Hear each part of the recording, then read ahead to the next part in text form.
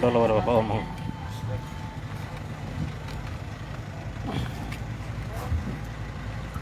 Bapak Ibu Saudara-saudara, Shalom. Selamat malam buat kita semua. Ada sukacita yang di rumah-rumah, Shalom. Ada sukacita kok. Tuhan Yesus memberkati kita di malam penuh berkat malam hari ini. Bersama saya Pendeta Yandi, kita berharap bahwa kita sudah dalam keadaan yang sangat siap untuk masuk dalam ibadah malam hari ini. Saja kita merendahkan diri di hadapan Tuhan, kita berdoa untuk kita membaca dan merenungkan firman Tuhan. Mari kita berdoa. Ya Tuhan Allah, Bapa pengasih dan penyayang, kami mengucap syukur kepadamu. Engkau terlalu baik buat kami Tuhan. Sehingga sekalipun di malam hari seperti ini yang mestinya kami beristirahat, tapi Tuhan berkenan memanggil kembali kami untuk bersekutu bersama-sama dengan 1-2 pemuda dan jemaat yang ada di Gemit, Moria, Kota Nyonya, dan semua jemaat Facebook yang ada malam hari ini. Kami datang kepada Tuhan, kami mohon Tuhan kuatkan dan teguhkan iman kami, supaya waktu di mana kami akan belajar dari firman Tuhan, kami semua dimampukan bukan saja untuk mengerti firman Tuhan, tapi lebih dari itu kami dimampukan menjadi pelaku-pelaku firman-Mu. Berkati setiap hati yang disiapkan untuk pemberitaan ini. Jauhkan semua penggoda pencobaan. Biar dalam damai-Mu kami belajar firman Tuhan. Kami rindu pada firman-Mu. Berfirmanlah bagi kami Tuhan. Dalam nama Yesus firman yang hidup itu kami berdoa. Amin. Bapak Ibu Saudara-saudara, dalam sukacita kita pada malam hari ini, saya ajak kita untuk membaca satu bagian pembacaan Alkitab terambil dari Injil Matius. Injil Matius pasal 9 ayat 35 sampai pasal 10 ayat 4. Saya ulangi. Injil Matius pasal 9 ayat 35 sampai pasal 10 ayat yang keempat. Belas kasihan Yesus terhadap orang banyak. Demikianlah Yesus berkeliling ke semua kota dan desa. Ia mengajar dalam rumah-rumah ibadat dan memberitakan Injil kerajaan sorga, serta melenyapkan segala penyakit dan kelemahan. Melihat orang banyak itu, tergeraklah hati Yesus oleh belas kasihan kepada mereka, karena mereka lelah dan terlantar seperti domba yang tidak bergembala. Maka katanya kepada murid-muridnya, tuaian memang banyak, tetapi pekerja sedikit. Karena itu mintalah kepada Tuhan yang empunya tuaian, supaya ia mengirimkan pekerja-pekerja untuk tuaian itu. Yesus memanggil ke-12 rasul. Yesus memanggil ke-12 rasul, ke-12 muridnya, dan memberi kuasa kepada mereka untuk mengusir roh-roh jahat dan untuk melenyapkan segala penyakit serta dan segala kelemahan. Inilah nama ke-12 rasul itu. Pertama, Simon yang disebut Petrus, dan Andreas saudaranya, dan Yakobus anak Zebedeus dan Yohanes saudaranya, Filipus dan Bartolomeus, Thomas dan Matius pemungut cukai, Yakobus anak Alfeus dan Tadeus, Simon orang Selot, dan Yudas Iskariot yang mengkhianati dia. Demikian firman Tuhan. Berbahagia setiap orang mendengar firman, memelihara dan melakukan dalam hidup setiap hari. Shalom. Kuat sedikit. Shalom. Ada sukacita. Yang di rumah juga ada sukacita. Mantap. Tuhan Yesus memberkati. Saudara-saudara, di malam penuh berkat malam hari ini bersama saya Pendeta Yandi. Juga bersama-sama dengan teman-teman pemuda dan jemaat yang ada di Gemit, Moria, Kota Nyonya. Di halaman gereja ini, di malam di mana kita harus beristirahat.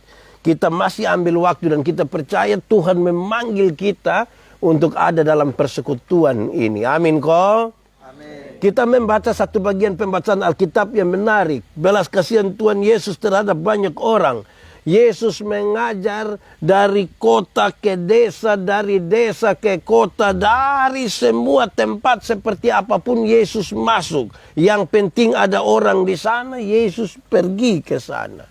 Saya bayangkan bahwa ini tidak gampang diikuti oleh banyak orang. Termasuk juga para pendeta, termasuk juga hamba-hamba Tuhan. Kami bergerak dari kampung menuju Pikota saja. Sampai Pikota mau pulang kembali itu kayak agak susah itu.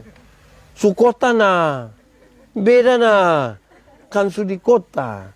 Begitu, Yesus masuk keluar dari kota ke desa, dari desa ke kota. Dia berjumpa dengan banyak orang. Tetapi pembacaan tadi mengatakan Yesus sangat berbelas kasih terhadap mereka. Kenapa? Alkitab mencatat 1-2 hal yang menarik. Yesus berbelas kasihan kepada mereka karena mereka lelah. Karena mereka lelah. Saya mulai dari kata lelah. Lelah ini kemungkinan besar ada 3 hal yang dimaksudkan di sini. Lelah pertama itu karena mereka capek betul. Capek. Kerja dari pagi sampai malam capek ku tidak? Capek. Lalu kenapa tidak istirahat? Lelah, capek, lapar. Mereka lelah, betul-betul seperti itu. Tetapi yang kedua, saudara-saudara, ada kemungkinan mereka lelah juga karena mereka sementara berusaha begitu rupa supaya mereka bisa berusaha untuk masuk surga. Bayangkan kalau mereka hidup dan ingin melakukan 10 hukum Taurat itu dengan baik. 10 hukum dijabarkan lagi jadi 613 pasal. Dari 613 pasal dijabarkan lagi jadi ribuan peraturan hidup tiap-tiap hari. Bagaimana mereka bisa lakukan itu semua supaya bisa masuk surga? Yang 10 kita pusing. Apalagi mau tambah yang lain. Yang ada di sini sudah bisa lakukan 10 hukum dan baik. Belum. 5. 2 bisa. Oh, bisa Itu susah. Mereka lelah di situ. Mereka lelah karena kerja. Yang kedua mereka lelah karena usaha mereka supaya mereka bisa masuk surga.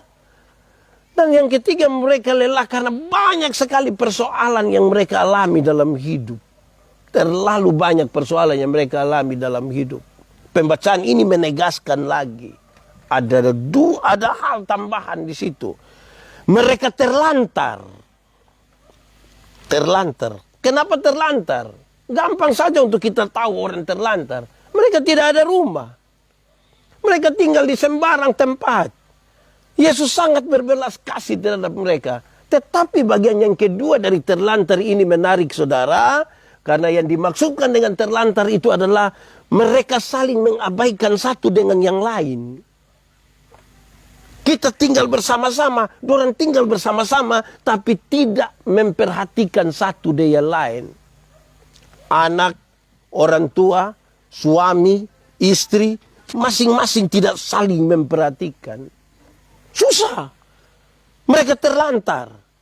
Dalam keadaan terlantar seperti itulah, Yesus berbelas kasih kepada mereka dan Yesus bilang mereka ini mesti ditolong. Lalu dia bilang kepada siapa? Dia bilang kepada murid-muridnya. Kamu harus minta kepada yang empunya ini pekerjaan supaya berikan kepada kamu pekerja-pekerja. Tuayan memang banyak, tapi pekerja sedikit. Harus minta kepada Tuhan supaya banyak orang datang untuk melayani Tuhan. Karena ini ada banyak sekali pekerjaan. Saya bilang kepada saudara, saya boleh bertanya kepada saudara. Menurut saudara, ini khotbah 1-2 hari yang saya bawa. Menurut saudara, Tuhan itu maha kuasa atau tidak? Maha kuasa. Betul, saudara yakin? Betul-betul yakin. Kalau begitu saudara yakin bahwa Tuhan maha kuasa, apakah saudara percaya bahwa seluruh pelayanan Tuhan bisa jalankan sendiri atau tidak? Menurut saudara Tuhan bisa jalankan pelayanan sendiri kok tidak? Bisa. Sangat bisa. Lalu kenapa dia bilang panggil orang untuk melayani? Bukan karena Tuhan tidak mampu. Bukan karena dia tidak mampu. Tapi dia panggil kita semua. Nanti sebentar dalam teks yang berikut itu kan kita baca tentang murid-murid toh. Yang dia panggil pertama. Dia panggil orang semua supaya supaya orang bisa melihat bagaimana pentingnya ini jiwa-jiwa. Sekaligus ini penghormatan. Ini apa? Supaya ketika kita dipanggil oleh Tuhan dalam penghormatan ini, jaga itu kehormatan dari pelayanan.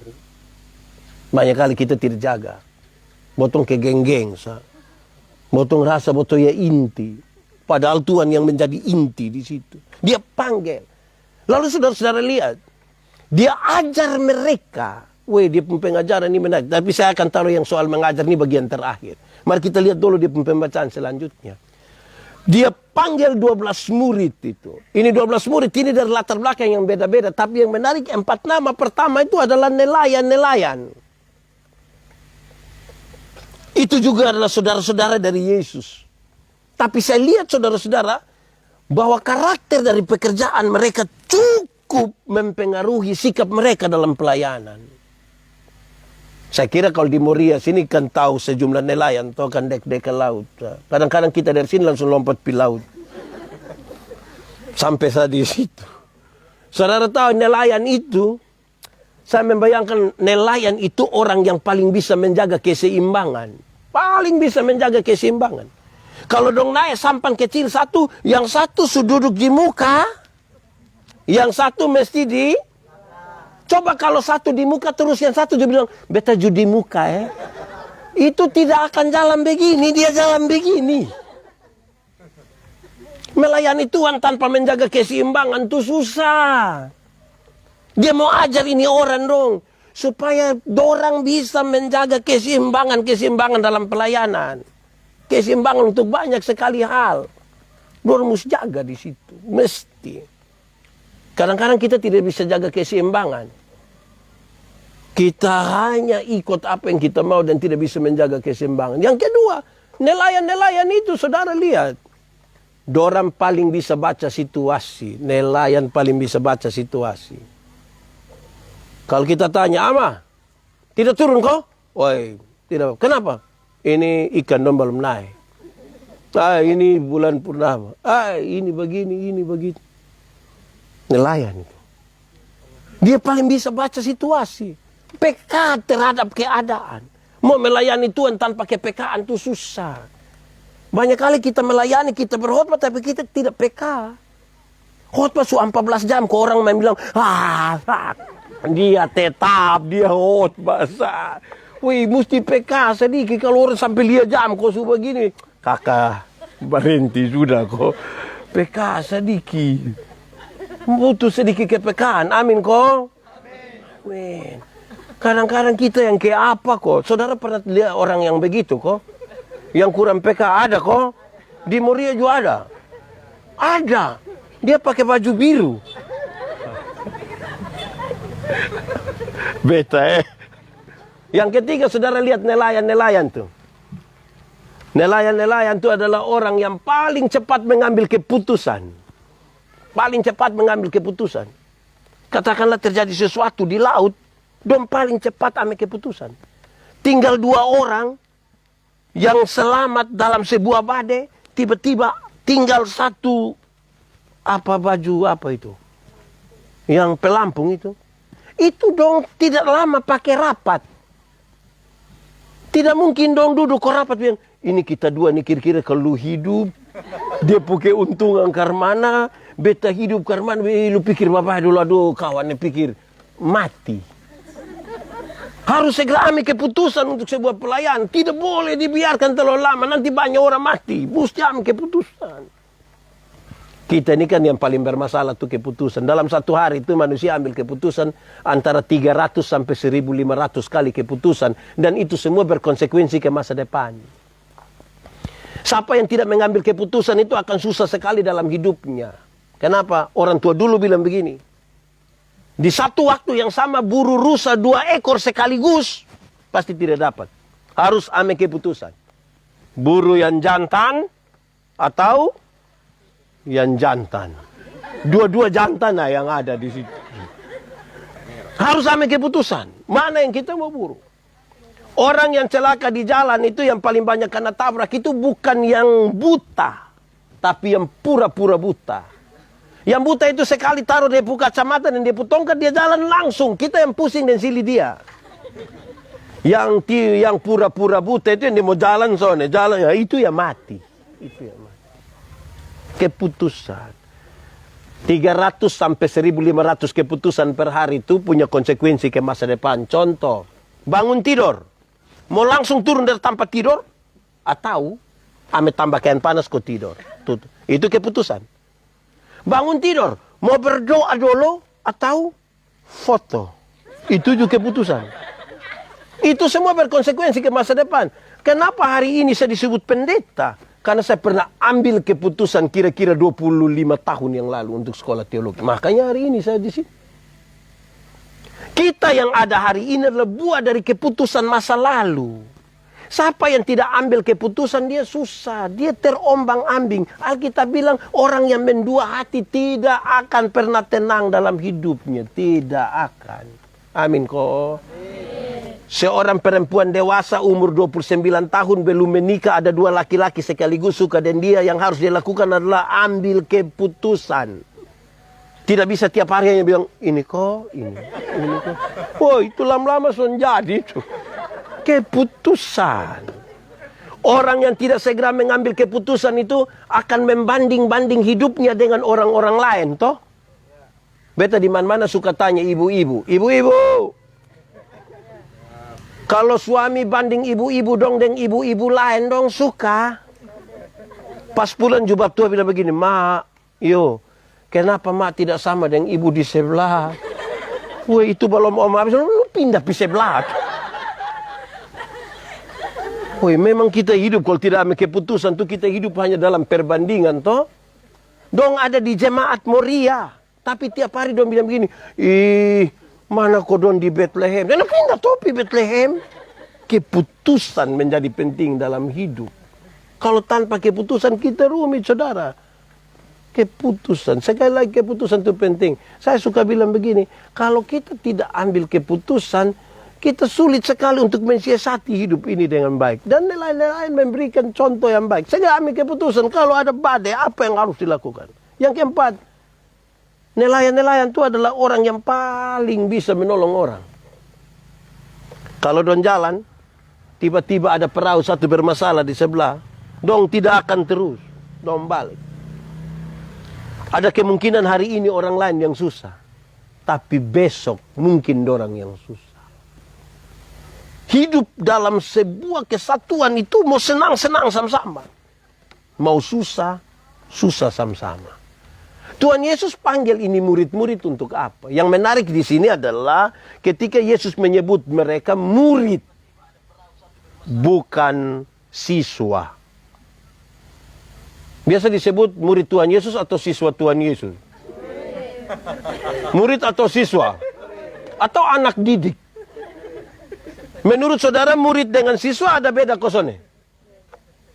Murid dengan siswa ada beda kok tidak? Beda kok tidak? Beda, kok dia pun tulisan saya beda. Beda nah.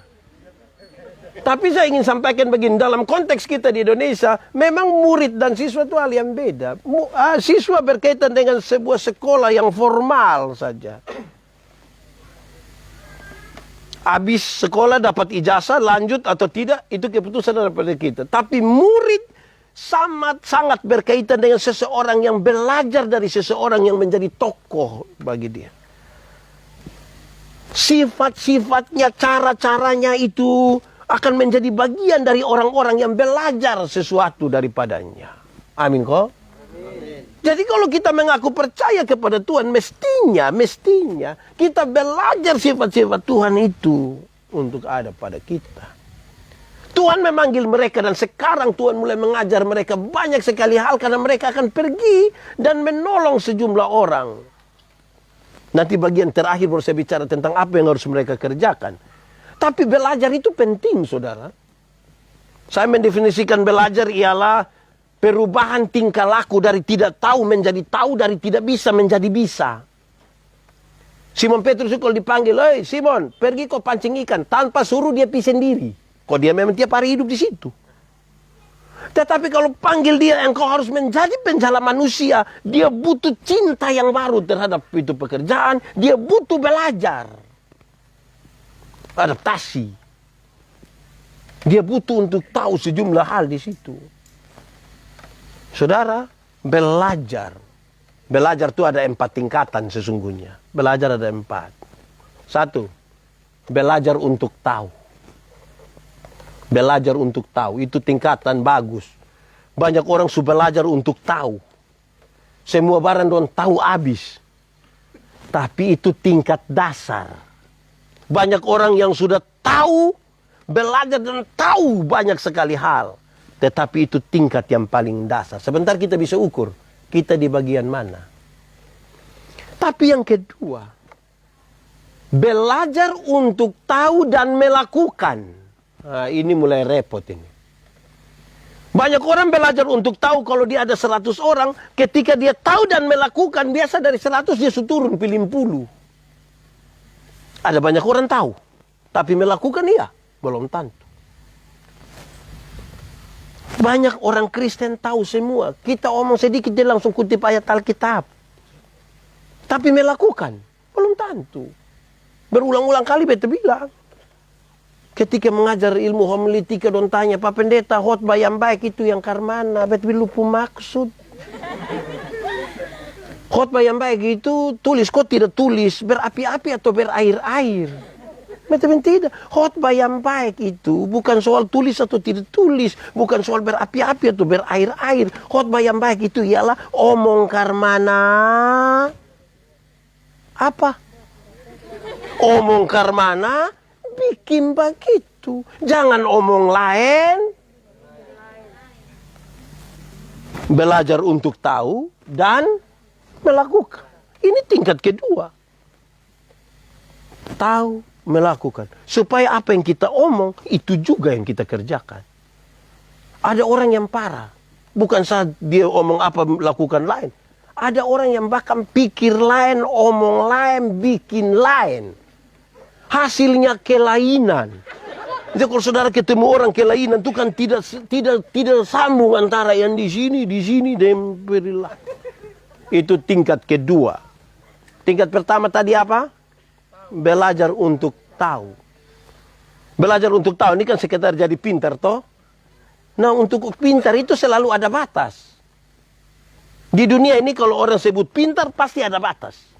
Sekolah makin tinggi, makin sadar bahwa itu terbatas. Orang kalau menuju ke dokter misalnya begitu, kan dia mengerucut satu hal. Kalau kita pergi rumah sakit, kasih tahu don tanya, sakit apa? Kami ada sakit terganggu begini-begini. Setelah periksa sedikit, don bilang begini, pi di bagian telinga. Kita pi di bagian telinga ini.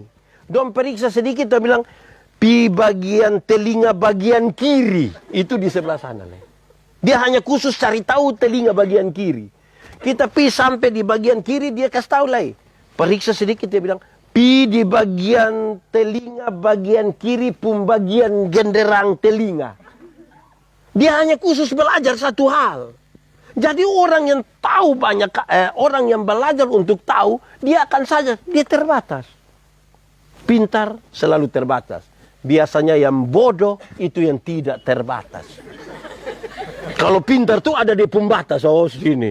Bodoh tuh, bodoh sah. Dia meleleh sah begitu. Gitu. Wih, kebaraju ini. Ini berdua Satu belajar untuk tahu. Beta mau tanya dong. Bodoh dan tidak tahu itu sama kok beda Bodoh dan tidak tahu sama kok beda? Beda kok sama? Sama kok beda? Beda kok sama? Beda!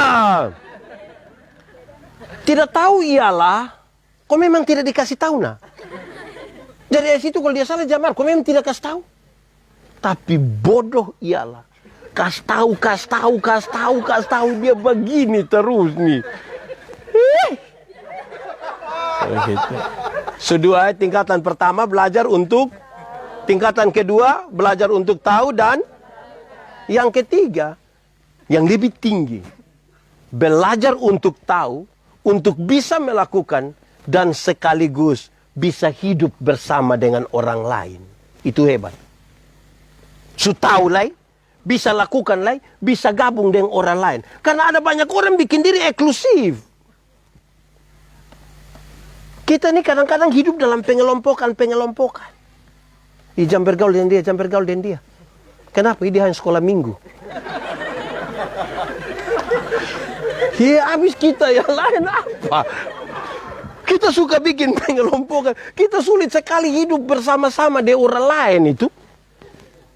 Padahal siapa? Hei, kita pu hidup semua ini hanya untuk dengan orang lain.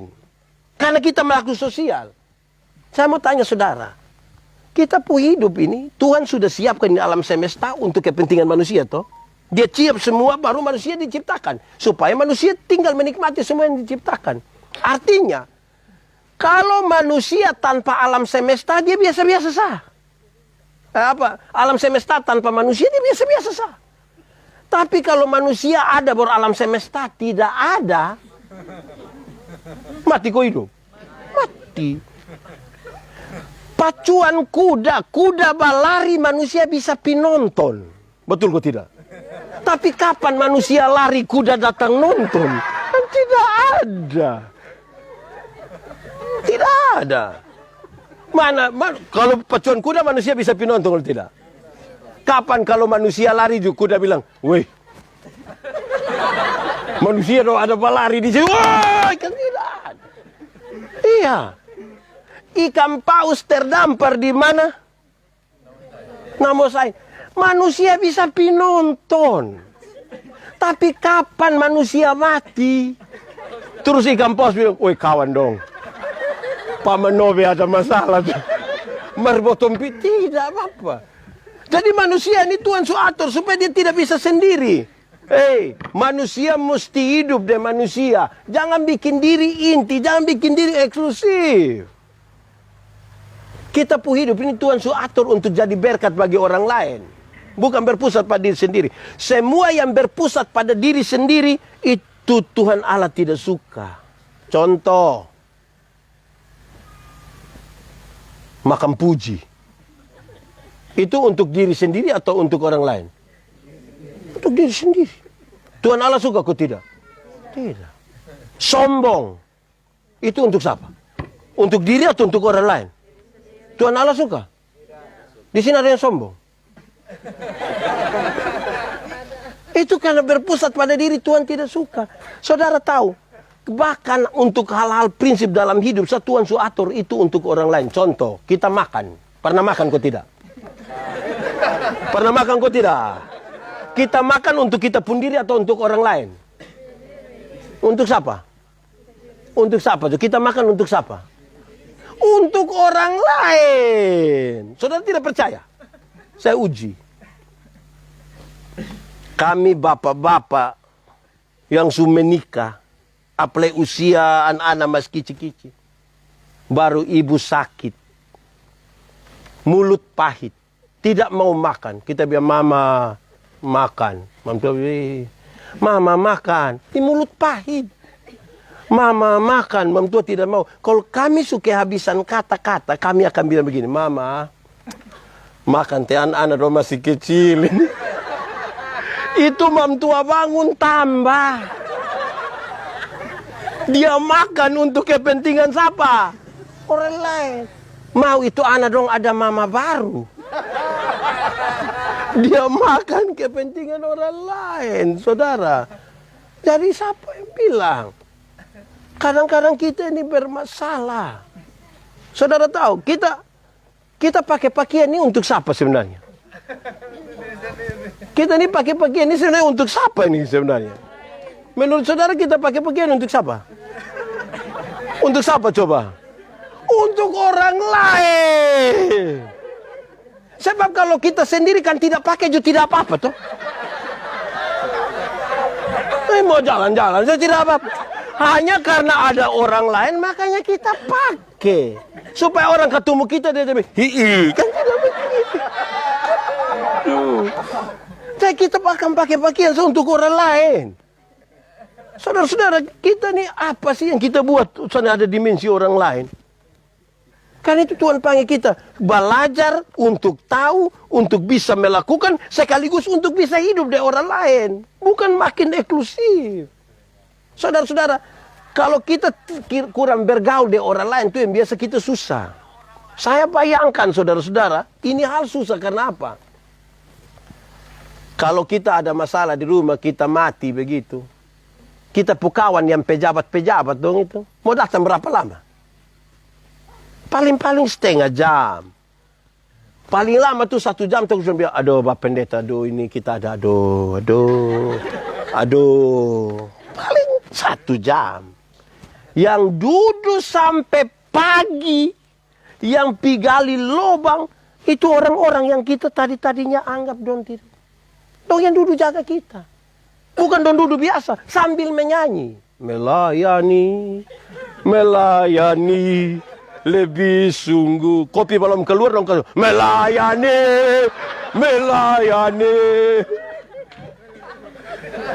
Jadi jangan hidup untuk diri sendiri. Untuk hidup untuk orang lain toh. Amin kok. Yang keempat ini paling tinggi. Yang paling tinggi. Belajar untuk tahu. Untuk bisa melakukan. Untuk bisa hidup dengan orang lain. Dan tetap menjadi diri sendiri. Itu paling tinggi.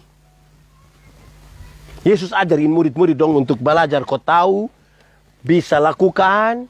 Bisa hidup di orang lain. Tapi tetap menjadi diri sendiri.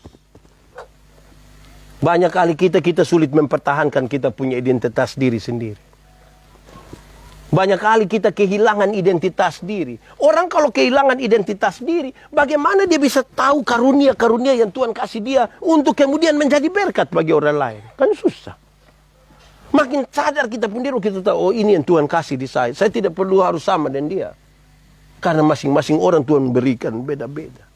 Setelah Tuhan kasih dong memahami pelajaran-pelajaran ini, Tuhan berikan kepada mereka kuasa. Kamu akan melenyapkan segala penyakit. Kamu tidak akan bawa penyakit. Tapi kamu akan melenyapkan segala penyakit. Kamu akan usir setan. Bayangkan.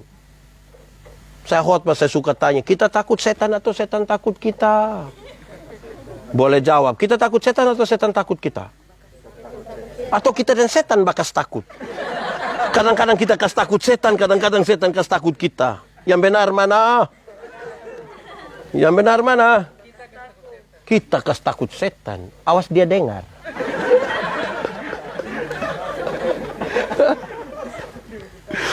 Saudara-saudara, Tuhan mau pakai orang. Woi bosom pergi. Tapi pergilah dengan belas kasihan. Pergilah dengan belas kasihan. Kadang-kadang kita menolong orang tapi tidak dengan belas kasihan. Kadang-kadang kita tolong orang tapi tidak belas kasihan. Ada yang dia tolong orang itu untuk tolong kembali dia pun diri. Nanti singgah di rumah kok ambil itu buah dong ambil. Yang di kulkas ambil. Padahal yang dia maksud, ambil kok kalau busuk nah di lupu rumah, jangan di sapu rumah. Jadi dia mau kas pindah daripada kok kotor dia pun rumah lebih kas pindah. Ini tolong karmana. Kalau mau tolong. Bukan kas pindah bebander kita pi sebelah. Itu ke karmana koang. Kadang-kadang kita tolong orang tanpa belas kasihan. Padahal Yesus ajar kita kalau mau tolong orang, tolonglah dengan berbelas kasih. Karena Yesus penuh dengan belas kasihan. Dia selalu peduli dengan orang lain. Wih, Tuhan peduli dengan kita, baru kita pun saling tidak peduli. Ini anak-anak muda dong, justru satu. Perkembangan zaman bikin dong ini kok kalau dong sepakai memang itu headset itu. Dulu deh orang tua dong rasa tidak ada orang tua. Dong sama kayak baru lari dari rumah sakit. Bawa ini selang infus dong tertempel di sini semua. Bosan kira bosan nanti hidup sendiri. Woi, Tuhan ini atur kok bagaimana kita bisa jadi berkat di orang lain, hidup bersama-sama dengan orang lain, tapi tetap menjadi diri sendiri. Selama kita tidak menjadi diri sendiri, kita akan sibuk dengan orang lain. Kita akan jadi sibuk dengan orang lain. Saudara-saudara, ini yang menarik dari ini murid-murid ini adalah ada dua nama yang disebutkan di situ. Satu, Lewi pemungut cukai. Dan yang kedua, Simon orang Selot. Ini dua nama menarik di antara para murid. Kenapa? Ini orang suku Lewi, tapi dia pemungut cukai. Bagaimana kisah seorang pemungut cukai? Pemerintah Romawi takser satu tempat punya pendapatan. Setelah takser habis, dong lelang itu jabatan. Siapa mau jadi pemungut cukai? Dia boleh ambil hasil dari situ, dia makan dari situ, baru dia kirim kasih pemerintah Romawi. Orang-orang tertindas dari itu pekerjaan. Pajak terlalu mahal, baru dia makan lagi dari kita, dia pikas hidup orang Romawi. Yang lebih parah dia sebut nama Lewi lagi, baru pemungut cukai. Orang marah. Yang kedua, Simon orang Selot. Selot itu sebuah partai politik dalam masyarakat Yahudi. Dia sangat revolusioner. Dia tidak suka pada penjajahan Romawi. Bahkan dia tidak suka juga terhadap pemungut cukai yang datang suka bikin rusak ini masyarakat dong ini. Lalu apa yang dia lakukan? Kalau seandainya dia ketemu ini orang pemungut cukai, memang kali dia mau bunuh kas mati. Saudara lihat, di antara murid-murid Yesus ada satu suka peras rakyat, ada satu ingin membantu rakyat. Kalau don dua ketemu di luar Tuhan Yesus, don dua baku bunuh mati. Karena don dua, satu bertolak kiri, satu bertolak kanan. Tapi yang menarik perjumpaan mereka adalah perjumpaan di dalam Tuhan. Yang membuat mereka yang tadinya bertolak belakang bisa bersatu di dalam Tuhan. Kepentingannya apa? Kepentingannya kerajaan Allah. Yesus pergi ajar dorang untuk beritakan Injil damai sejahtera, kerajaan sorga, baru lenyapkan segala penyakit dong, segala macam hal yang terbatas sebagai manusia berdosa. Saudara, ini terlalu penting dan terlalu serius bagi kita semua. Kenapa? Karena ketika Tuhan memanggil murid-muridnya, itu murid-murid dong karakter itu mewakili botong semua. Ada yang pendiam. Ada yang ke Simon Petrus agak cerewet sedikit dia bangun. Sedikit dia omong. Tapi semua itu bisa bersatu. Saya omong di mana-mana persekutuan jemaat itu, saudara, adalah sebuah persekutuan seperti kita makan kolak itu. Tahu kolak? Pernah makan kolak? Nah, kolak terdiri dari apa? Ubi, pisang, santan, gula. Sujadi dia pun nama? Waktu sujadi kolak kita makan pisang, masih rasa pisang kok tidak? Masih. Tapi ada cita rasa baru yang ditambahkan sebagai bagian dari sebuah persekutuan. Dong bisa sama-sama. Tidak ada upaya untuk saling menghilangkan satu dengan yang lain. Bisa bersama-sama. Dong bisa berkumpul di satu panci yang kemudian dia pun nama kolak. Saya tetap timur, ada yang roti, ada yang sabu, ada yang Jawa, ada yang Sumatera, ada yang Jakarta, ada yang Padang, Batak, Patak T. Tapi kita semua bisa sama-sama. Sebagai bagian dari sebuah persekutuan, toh tidak ada upaya untuk saling menghilangkan. Kita bisa bersama-sama. Siapa yang dia mau makan kolak, nah dia makan pisang di sini. Dia pindah makan ubi di sana. Dia pindah lagi minum santan di sana. Baru terakhir dia datang naik komfor di sini, kan tidak bisa berkumpul bersama-sama. Jadi mereka yang berbagai latar belakang ini di dalam Yesus bisa berjumpa satu sama yang lain. Amin kok. Tidak ada yang bikin diri inti di situ. Saya suka bilang, jangan kelola persekutuan itu sama ke minum kopi. Tahu kopi? Pernah minum kopi? Nah, kopi terdiri dari apa? Dari apa? Gula, kopi, air panas. Sujadi dia pun nama? Nasi yang lain pun nama. Kopi ini ke apa kok? Kita semua menama musdia. Kita semua menama musdia. Dia terlalu egois itu. Saudara pernah lihat tembok? Pernah lihat tembok? Yang mana, Co? Oh iya, yang ini. Tembok terdiri dari apa? Batu, pasir, semen, air. Kalau dia sudah jadi putih begini nih, pasir kelihatan. Nah kalau dia tidak kelihatan, nah kita sepakat garubuan dia pun pasir. Bisa. Dalam sebuah kebersamaan kita mungkin tidak kelihatan, tapi bukan berarti kita tidak penting. Dalam sebuah kebersamaan kita mungkin kelihatan, karena badan besar. Tapi bukan berarti orang lain tidak penting dalam hidup ini. Murid-murid itu tidak ada satupun yang bisa bikin diri inti di situ. Semua menjadi sama di hadapan Tuhan Allah untuk satu kepentingan. Kepentingan kerajaan sorga yang mau kita taruh di situ. Tanda-tanda kerajaan sorga itu harus nyata di tempat di mana kita berada. Tuhan mau supaya ini jiwa-jiwa yang terlantar dong ditolong. Tadi saudara lihat 3 kelelahan pertama yang saya bilang. Mereka lelah secara fisik. Mereka lelah karena masalah yang mereka hadapi.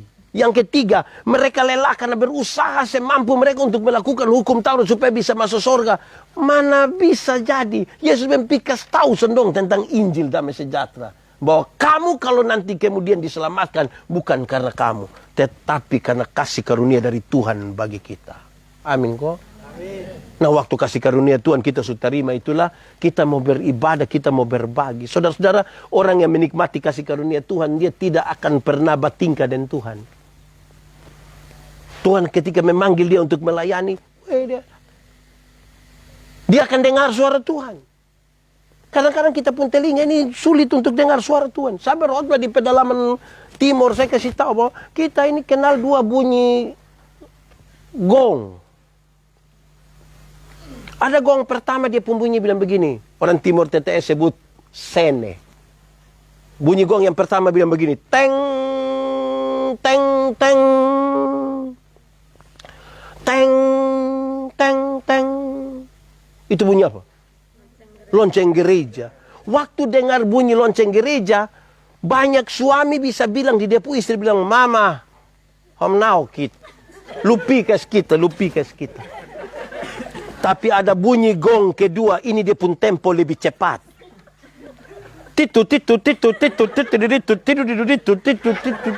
Itu bunyi gong apa? Pesta. Waktu dengar bunyi gong pesta, suami-suami yang tadi bilang Mama hom now kit, sekarang dia ganti. Mama hom pau kit. Lu tunggu kok saya pi.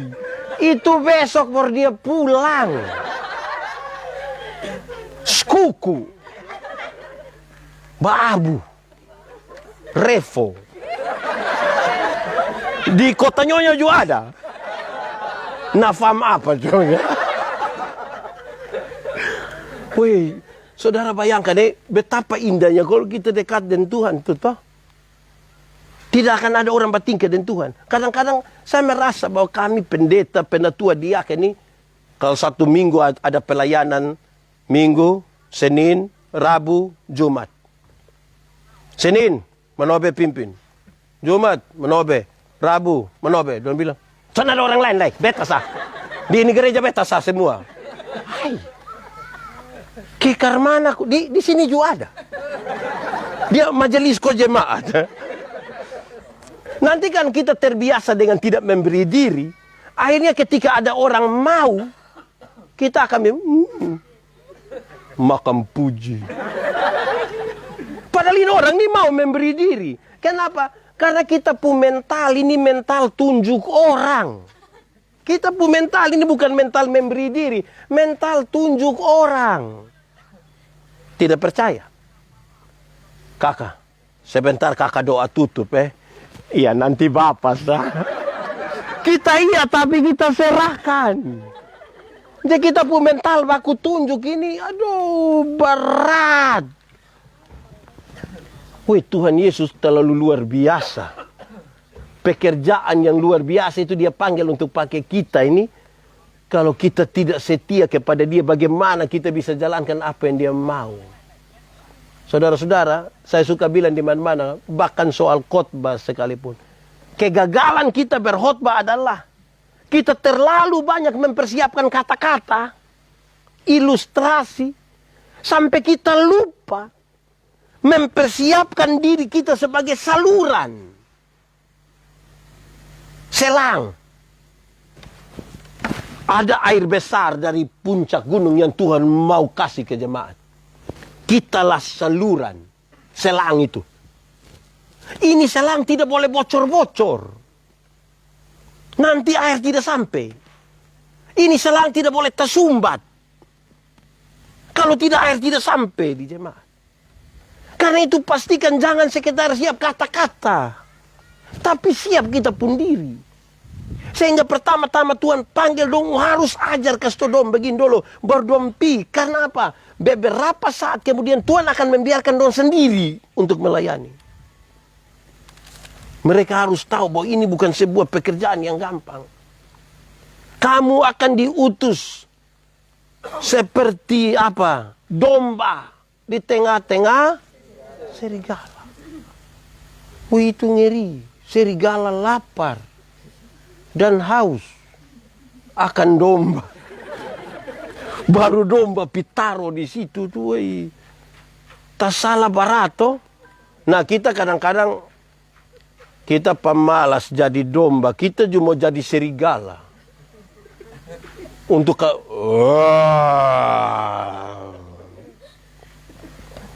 kan begitu, domba saja. Tuhan mau supaya kita hidup dengan sukacita, melayani dengan sukacita. Tadi malam saya berkhotbah tentang saksi. Saksi itu apa? Orang yang melihat, mengalami, merasakan, terus kasih tahu di orang lain. Kan dia alami, kan dia rasakan. Kalau saya pernah pi Atambua, saya pu istri tidak pernah pi Atambua. Waktu saya pulang dari Atambua, saya pu istri tanya, "Bapak, Atambua ke mana?" Saya bilang, "Sabar, Mama. Sabar, kok saya catat, Bapak, baru saya kasih tahu Mama Atambua." Memang begitu? Tidak begitu. Mungkin ada dalam catatan-catatan kita, tapi karena kita tahu itu, kita akan bercerita.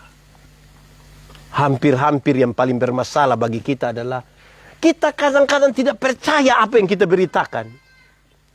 Kita tidak meyakini apa yang kita doakan sendiri. Yang kita beritakan kita tidak percaya, kita sendiri tidak yakin yang kita doakan ini. Tapi kita berusaha kasih yakin orang lain. Woi, ini berat. Ada orang ini dia melayani dia Bapak. Saya begini su 4 periode. Bapak nanti yakin masuk surga deh. Tahu lete ini bottom pui. Loh, kok Bapak sendiri sone yakin, ke mana bisa kasih yakin orang lain? Kadang-kadang kau duduk begini, ada ibadah di sebelah sana, ibu satu pimpin. Terus dia dengar, siapa yang pimpin di sebelah? Bupu istri yang pimpin. Sapu istri. Wih, kalau suami seson yakin kita, ini kita mau pikas yakin siapa? Wih, memang ini hidup, ini butuh perjuangan terus menerus. Bersama Tuhan. Tuhan itu panggil orang, kalau saudara baca itu manusia dong, bukan karena dong lebih, bukan. Tapi karena dong mau. Bukan karena dong tahu, tapi karena dong mau. Ada banyak orang tahu, tapi tidak mau. Minimal mau dulu. Terus Tuhan bikin tahu. Terus Piko kasih tahu. Paling parah tuh kalau tidak tahu apa-apa, tapi bikin ketahu-tahu. Itu paling parah. Wih, kadang-kadang kita ini melanjutkan hal-hal yang kita tidak tahu, tapi bikin itu dia pun nama saksi dusta. Yang kita baru sampai dia langsung bilang, ada dengar kosonde, itu bahaya. Itu tertahu siapa yang korban lain. Tahu itu penting toh, tapi butuh tahu yang betul-betul tahu yang memang Tuhan kasih tahu. Bagaimana kita tahu? Memang harus banyak untuk duduk tenang, menyelidiki Alkitab. Minta Roh Kudus, kan Roh Kudus yang ajar kita semua hal. Bukan karena potong kelebihan. Bukan. Tapi kan Roh Kudus mau menolong kita. Saudara lihat, Tujuan utama ini harus berhasil. Saudara-saudara yang mengikuti ini, semua jemaat Facebook yang saya hormati, yang saya cintai, saya kasih dalam Tuhan Yesus. Kita juga mungkin dalam kelelahan. Kelelahan fisik kita. Kelelahan berpikir karena sejumlah masalah. Kelelahan untuk kita berusaha begitu rupa untuk menjadi sempurna. Hari ini Tuhan mau memanggil kita hanya untuk bagaimana mendengar panggilannya, diam dan belajar sesuatu dari Yesus. Belajar sesuatu dari Yesus. Kadang-kadang kita murid Yesus, tapi kita pemulut lebih banyak bicara tentang setan. Saya suka pakai contoh begini. Saya orang Soe, lahir besar di Soe. Kalau saya cerita tentang Soe, saudara percaya atau tidak? Kenapa percaya? Dan saya orang Soe. Kalau saya orang Soe, lahir besar di Soe, terus lebih banyak cerita tentang Surabaya. Saudara percaya atau tidak?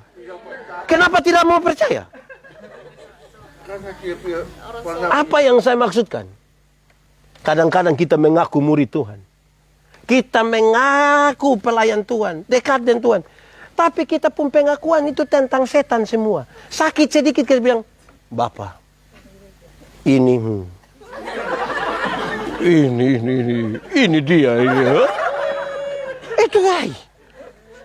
Lewat tengah malam kalau listrik mati, ada pohon besar, kita bilang, Bapak, pohon kusambi. Ya pohon kusambi bikin apa? Mau bikin sei. Jadi kita mengaku kita pemulut ini Tuhan, tapi pengakuan kita bukan Tuhan. Sebagai pendeta ini kami jalan di mana-mana, tiba-tiba on telepon. Pendeta, yo, di mana? Jalan-jalan toh? Bapak singgah dulu. Di mana? Rumah sakit. Bikin apa? Oh iya, ada bapak sakit, mama sakit. Oh, saya pi. Sulari setengah mati sampai di sana. Pas sampai, oke, Bapak pendeta berdoa dulu. Pas saya pun doa habis, Bapak, ini obat. Nah kalau ini obat sebegini, kenapa suruh saya berdoa? Jadi mulut kita mengaku bahwa Tuhan, tapi pengakuan kita, mulut omong Tuhan, pengakuan kita di obat. Bapak ini obat. Itu hari satu hampir apa? Bapak ini dokter. Nah kalau memang dokter sudah lalu, kenapa suruh saya berdoa? Mestinya orang-orang yang belajar dari Tuhan mengatakan. Mestinya. Orang-orang yang belajar dari Tuhan mengatakan. Tuhan yang maha kuasa yang bisa menyembuhkan itu bisa pakai apa saja. Termasuk ini dokter, termasuk ini obat, termasuk ini makanan, ini makan minum. Semua kamu bisa sembuh. Supaya kalau kamu sembuh, kamu percaya. Ini karena Tuhan mengerjakannya bagi kamu. Amin. Bukan pengakuan kita di barang. Saya suka bilang saudara-saudara, kadang-kadang kita ini aneh. Hanya orang percaya kepada Tuhan itu dia yang dia pernyataan hanya tentang Tuhan. Ada otot dari sini mau pisau, balik di camplong, tinggal 2 orang yang selamat. 1 orang percaya, 1 orang tidak percaya. Yang orang percaya akan bilang, untung Tuhan saya selamat, untung Tuhan. Yang tidak percaya Tuhan yang bilang, untung tadi saya lompat cepat-cepat. Nah, dari kita ini kadang-kadang kita mau untung siapa coba? Jadi kalau mau untung Tuhan, biarlah untung Tuhan. Karena Tuhan yang panggil kita toh. Wih, kalau Tuhan panggil kita, saudara-saudara, biarlah nama Tuhan yang dipermuliakan toh. Kadang-kadang kami merampas itu kemuliaan Allah. Orang-orang yang Tuhan panggil ini, dia yang rampas kembali kemuliaan Allah. Saya pembinaan majelis di sebuah tempat. Saya suka tanya banyak ibu-ibu, Mama, minta maaf Mama kerja apa? Saya di rumah sama Bapak. Oke. Minta maaf Mama tamat apa? Saya tamat SD sama Bapak. Mama saya mau kasih Mama. Dari segi pendidikan, dari segi psikologi, Mama tidak pantas berdiri di muka bupati kota. Tapi kalau ada satu hari di mana Mama bisa berdiri dan harus berkhotbah dan bupati duduk di situ, karena bukan Mama, tapi Tuhan yang mengutus Mama bicara kepada dia. Otoritas yang Tuhan berikan itu yang Mama pakai untuk sampaikan. Bukan karena kita. Kalau saya ajar ilmu berkhotbah, don datang tanya saya, Pak Pendeta, kami ini sekolah tidak betul, Bapak. Pak Pendeta, kami ini gugup kalau bicara di muka umum. Saya bilang, puji Tuhan. Puji Tuhan kalau kamu tahu dari awal kalau kamu tuh sekolah tidak betul. Puji Tuhan. Puji Tuhan kalau kamu tahu dari awal kamu gugup untuk berdiri di hadapan umum. Supaya apa? Supaya kamu belajar bersandar kepada Tuhan. Tapi coba bayangkan kita pilih ambil satu orang yang bilang, hot batu kecil. Kira-kira itu dia berdoa lah kok hot batu tidak. Itu dia pakai berdoa lah kok tidak. Pakai kok tidak. Kok kecil. Nara bayangkan itu. Jadi mau dulu. Baru Tuhan tenggelamkan kita. Dia buka pelan-pelan. Makin melayani. Maka kemuliaan Allah dinyatakan. Amin kok. Terima kasih banyak untuk semua saudara yang mengambil bagian malam hari ini. Besok malam kita jumpa lagi. Di tempat yang berbeda lagi nanti. Ini malam di Moria, saya tidak tahu besok malam di mana lagi, tapi puji Tuhan. Bersama-sama dengan tim semua, kami ajak orang beribadah. Tiap-tiap malam. Puji Tuhan kan Tuhan menyiapkan banyak sekali jiwa yang menanti-nanti. Banyak sekali jiwa menanti-nanti. Ribuan orang menanti di jam 10 malam untuk beribadah. Pada saat yang sama kita pendeta pun tidak bisa menjamin nanti 10 tahun ke depan berapa orang bisa ada lagi di dalam gereja. Berapa orang bisa kita sendiri tidak punya keyakinan untuk memastikan itu. Tetapi lewat media seperti ini, seperti malam penuh berkat ini, ada ribuan orang, mereka jiwa-jiwa yang penting, termasuk saudara semua yang ada di sini. Jangan sia-siakan itu. Karena itu lakukanlah seperti untuk Tuhan. Saya lihat tambah hari ini, kemarin kami ada di Babau, Ibu Pendeta bilang begini, Pak Pendeta kami 800 kakak, tapi satu kebaktian belum tentu 800 orang hadir. Berarti ada jemaat yang sama sekali tidak pernah ikut beribadah. Nanti 24 Desember dan 31 Desember baru penuh sampai luar. Dan tanggal 5 Januari kita rapat penambahan bangku. Pas bangku ada, orang tidak ada. Bangku rusak, orang datang. Wih, itu memang tak lalu. Saudara-saudara, karena itu malam penuh berkat ini, saya kira biar itu menjadi bagian yang penting bagi kita semua. Kalau saudara merasa diberkati, bagi untuk saudara-saudara yang lain. Biar mereka menjadi bagian untuk kita semua. Tuhan memberkati kita. Mari kita tunduk kepala di hadapan Tuhan. Teman-teman pemuda yang memandu pujian, mari saya jemput datang ke sini.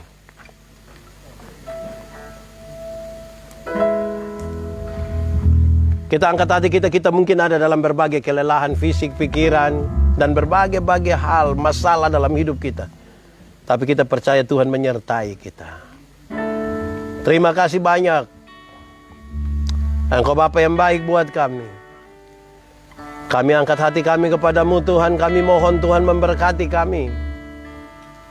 Dalam seluruh persoalan kami taruh hidup kami sepenuhnya di dalam tangan-Mu. Tuhan, kami juga rindu untuk menjadi saksi-saksi Tuhan. Kami sangat rindu juga untuk menjadi bagian dalam pelayanan-Mu. Dalam seluruh keterbatasan kami, tapi kami percaya Tuhan memperlengkapi kami dengan cara-Mu yang luar biasa. Di malam penuh berkat ini, bersama-sama dengan jemaat yang ada di sini di Moria, Kota Nyonya, Klasis Kota Kupang.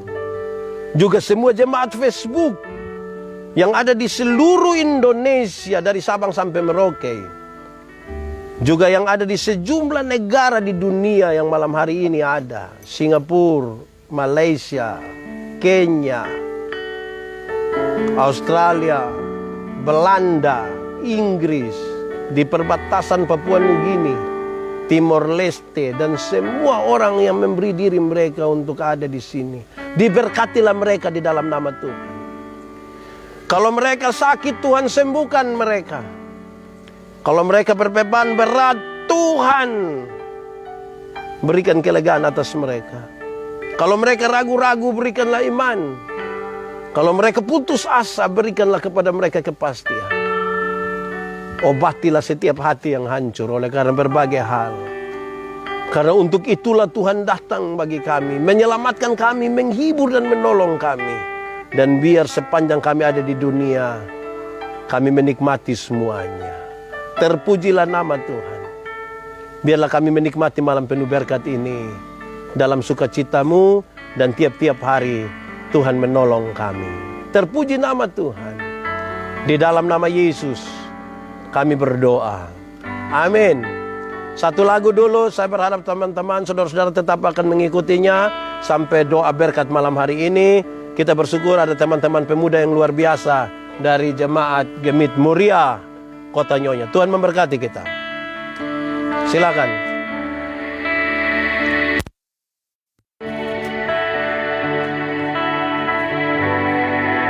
Baik, terima kasih Bapak Yandi Robert Seha yang telah memberkati kita malam hari ini dan acara malam penuh berkat. Kita percaya bahwa malam hari ini kita yang sudah memberi telinga untuk mendengar, buka hati untuk menerima setiap firman Tuhan yang datang bagi kita, baik kita yang ada di tempat ini maupun yang ada di rumah. Kita percaya bahwa firman Tuhan yang ada itu tidak akan pernah mati, tidak akan tinggal diam, tetapi terus akan hidup dalam kehidupan kita, berbuah-buah yang banyak. Dan seperti Bapak yang dikatakan bahwa kita tidak tinggal diam, kita juga mau menjadi berkat bagi orang-orang yang ada di sekitar kita. Tuhan memberkati Bapak dalam pelayanan, Mama dan semua tim yang ada, dan biarlah acara ini terus kita tetap doakan bahwa tidak hanya di sini seperti tadi Bapak bilang bahwa entah besok di mana, tetapi firman Tuhan tetap dinyatakan dan banyak jiwa yang dimenangkan. Kita akan mengangkat satu pujian, Kau Hiasi Kehidupanku. Dan setelah itu kita akan ada dalam doa berkat.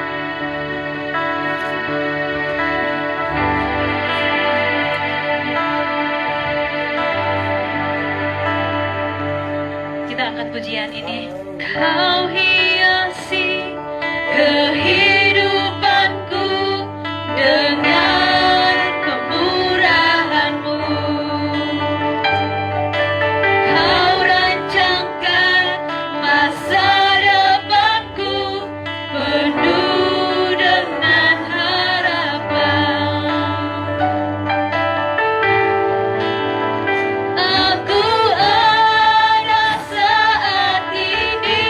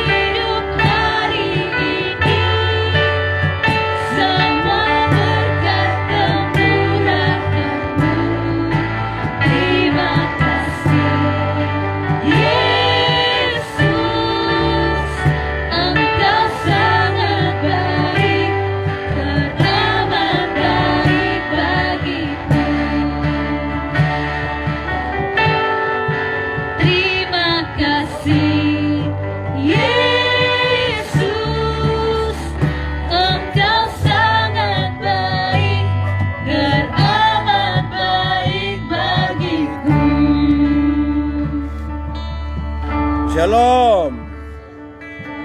Selamat malam buat kita semua. Pak Pendeta Ardi, shalom. Selamat malam. Jacqueline, Yohana Bora, shalom. Selamat malam.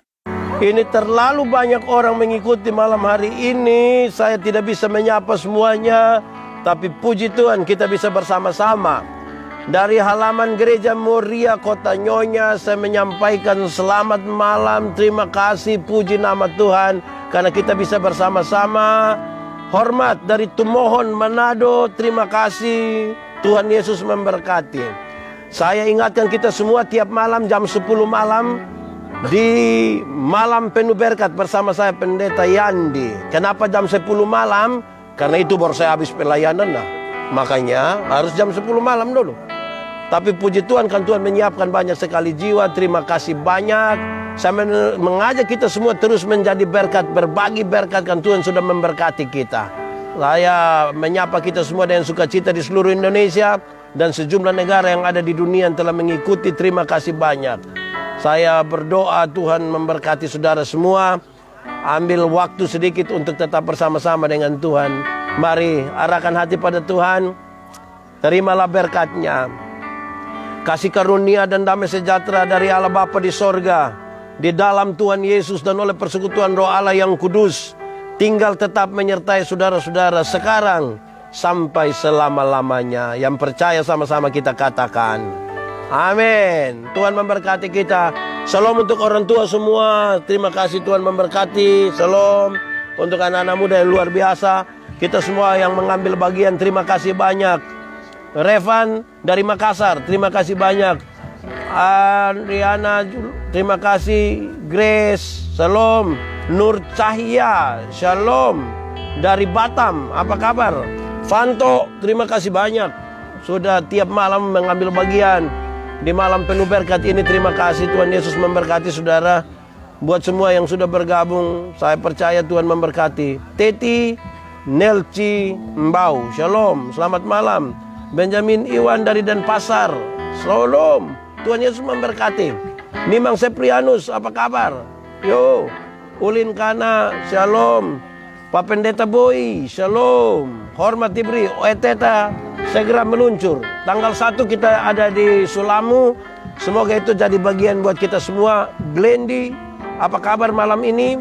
Yordani Asprianto, selamat malam. Rian, hormat. Gabung-gabung dong. Roland, terima kasih banyak. Grace, Almighty, shalom. Selamat malam dari Sumba Timur. Kak Amsal, hormat. Douglas, Tanjung Pinang, selamat malam. Nela, shalom. Gilian, selamat malam dari Ambon, hormat. Debbie Setianti, terima kasih banyak. Terima kasih doa untuk kesehatan. Novel, Luciana, Shirley, Uli, hormat. Salam Om June. Mega, shalom. Ita Welawa, apa kabar? Terima kasih banyak. Ibu Inge Aba, terima kasih. Om Jeffrey masih dengan kita. Om Ivan, shalom. Sampai jumpa tanggal 1 di Sulamu. Tuhan memberkati. Semua KMK Gemit, Tuhan memberkati. Mama Pendeta Mary, Ketua Majelis Node, shalom. Tuhan Yesus memberkati. Yuwinda, Matius, shalom. Saya kira banyak jadi dah. Selamat malam semuanya. Shalom.